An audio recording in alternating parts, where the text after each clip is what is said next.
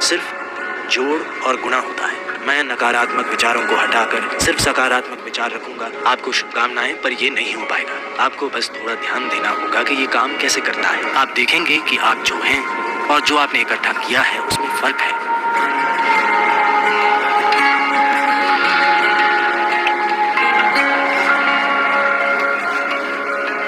देखिए, जिस तरह ये सवाल पूछा गया है, जैसे इसका आमतौर पर उत्तर दिया जाता है, उससे लोग सोचते हैं कि नकारात्मक और सकारात्मक विचार जैसा कुछ होता है। वे नकारात्मक विचारों को हटाकर सिर्फ सकारात्मक विचार रखना चाहते हैं। ऐसे लोगों से मैं बस 10-15 सेकंड का एक प्रयोग करने को कहूंगा। वे जबरदस्ती अपने मन से एक विचार हटाएं, जैसे अगले 10 सेकंड तक बंदर के बारे में मत सोचिए। बंदर का विचार न करने की कोशिश करें। आप देखेंगे कि आप बंदरों से भरे हुए हैं। तो मैं कह रहा हूं कि यह आपके मन का स्वभाव है, क्योंकि इस मन में तीनों पेडल रेस बढ़ाने वाले हैं। ब्रेक या क्लच नहीं है। आप जो भी दबाएंगे ये और तेज भागेगा। ऐसे मन के होते हुए नैतिक और धार्मिक शिक्षकों ने सिखाया है कि बुरी चीजों के बारे में मत सोचो। तब से वे हमेशा यही करने लगे।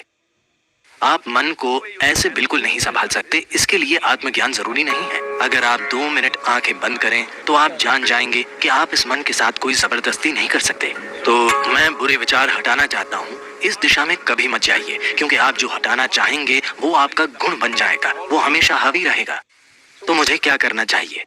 बात यह है कि मन की बुनियादी प्रक्रिया को समझे बिना, क्योंकि हमारा मन, इंसानी मन, धरती का सबसे जटिल कंप्यूटर है।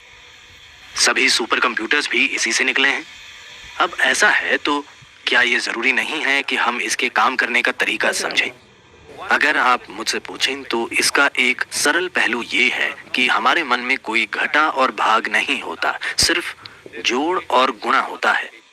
अगर आप इससे कुछ हटाना चाहेंगे तो ये कहेगा एक और। अगर आप बहुत जोर देंगे तो ये कई गुना हो जाएगा। ऐसे मन में आप अच्छा और बुरा पहचान कर उन्हें हटाने की कोशिश मत कीजिए।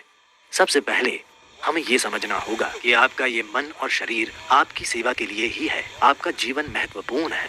शरीर और मन वे साधन हैं जिन्हें हमारी सेवा करनी चाहिए। अगर आप किसी गाड़ी में बैठे तो उसे वहीं जाना चाहिए जहां आप जाना चाहते हैं। अगर वो अपने हिसाब से चलने लगे तो उसका फायदा क्या है? वो सिर्फ परेशानी होगी। फिलहाल दुर्भाग्य से ज्यादातर मनुष्य इंसानी मन की इस शानदार संभावना को एक परेशानी, एक समस्या की तरह अनुभव कर रहे हैं। ये आपके पास मौजूद सबसे सुंदर चीज है। बस आपको इसके काम करने के तरीके पर थोड़ा ध्यान देना होगा। सबसे पहले यही करना होगा। इसी कारण हम एक सरल सी चीज, ईशा क्रिया लेकर आए। ये आपको आपकी शारीरिक और मानसिक प्रक्रिया से अलग करने के लिए है। आप जैसी एक चीज है जो मौजूद है। ये आपके सभी विचारों और भावनाओं और शारीरिक प्रक्रियाओं का जोड़ नहीं है। आप इन सब से परे हैं। अगर आप अपनी आंखें बंद कर लें तो कुछ नहीं दिखता, पर आप मौजूद होते हैं।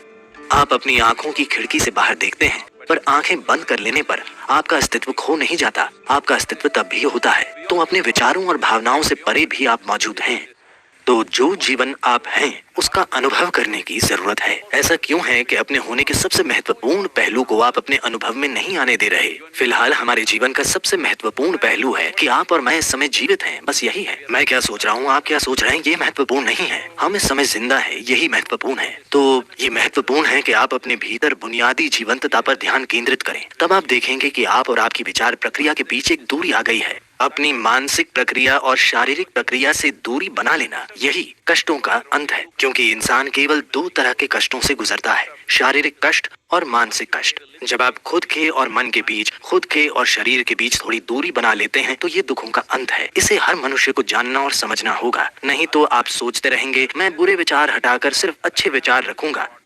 मेरी शुभकामनाएं, पर ये नहीं हो पाएगा। 100% ये काम नहीं करने वाला, क्योंकि कोई विचार हटा नहीं सकता। उन्हें कुछ समय तक टाला जा सकता है। तो जब बुरे विचार आते हैं, आप कहें राम राम, शिव शिव, जो भी आप कहें, पर ये सिर्फ उनसे बचना हुआ। वो चले नहीं जाते। जिस पल आप उन्हें रोकते हैं वे बड़ी ताकत से फिर आएंगे, वरना वे आपके सपनों में वापस आ जाएंगे। तो ये बहुत महत्वपूर्ण है। सबसे पहले आपको समझना होगा कि आपका गुस्सा, नाराजगी, आपका जो डर है, जो भी नकारात्मकता आप पैदा करते हैं, आमतौर पर नाराजगी और गुस्सा हमेशा किसी दूसरे की ओर होते हैं।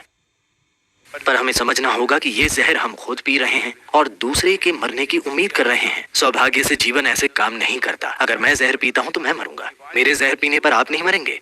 तो हमें ये समझना होगा, जहर से मेरा मतलब है आज आप इसकी जांच करा सकते हैं। फिलहाल आपका खून कैसा है? फिर 5 मिनट तेज गुस्सा करें और अपने खून की जांच कराएं। उसमें कई नकारात्मक तत्व होंगे। आप वाकई खुद को जहर दे रहे हैं। तो क्या आप जहर पीना चाहते हैं? बिल्कुल नहीं। अब मैं क्या करूं? ये सवाल एक तरह की मजबूरी से आ रहा है। कुछ मत कीजिए, बस आराम से बैठिए और बस जीवन प्रक्रिया पर ध्यान दीजिए। शायद आपके दिल की धड़कन या आपकी सांस, शायद जीवित होने की अनुभूति, आप कितने संवेदनशील या बोध पाने की काबिलियत रखते हैं, उसी के हिसाब से कुछ चीजें, शरीर की कोई संवेदना, आपकी सांसें, दिल की धड़कन या कुछ और, कुछ ऐसा लें जो आपको जीवन का संकेत देता हो। बस उस पर कुछ समय तक ध्यान दीजिए। धीरे धीरे आप देखेंगे कि आप और आपने जो इकट्ठा किया है उनमें एक दूरी आ गई है। इकट्ठा की गई चीजें हैं आपकी शारीरिक प्रक्रिया और मानसिक संभावना या फिर मानसिक अस्त व्यवस्था।